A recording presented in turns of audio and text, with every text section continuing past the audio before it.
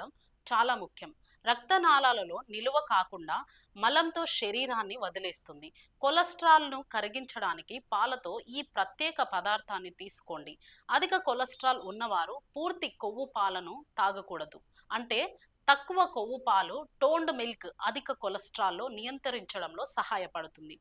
మలంలో కొలెస్ట్రాల్ను విసర్జిస్తుంది. ఎండిన అత్తి పండ్లలో నీటిలో కరిగే ఫైబర్ ఉంటుంది. ఇది పాలలో ఉడకబెట్టినప్పుడు అత్తి పండ్లను పాలను తీసుకోవడం ద్వారా మరింత ఆరోగ్యకరమైన రీతిలో శరీరంలోకి ప్రవేశిస్తుంది. ఇది ప్రేగులలో ఒక ప్రత్యేక పొరను సృష్టిస్తుంది. దీని కారణంగా కొలెస్ట్రాల్ శరీరం పోషించబడదు.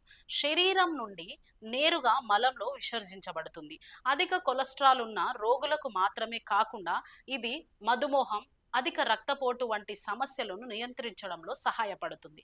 ఇది కాలుష్యం, ఇతర పోషకాల సమృద్ధిగా ఉంటుంది. ఇది కండరాలు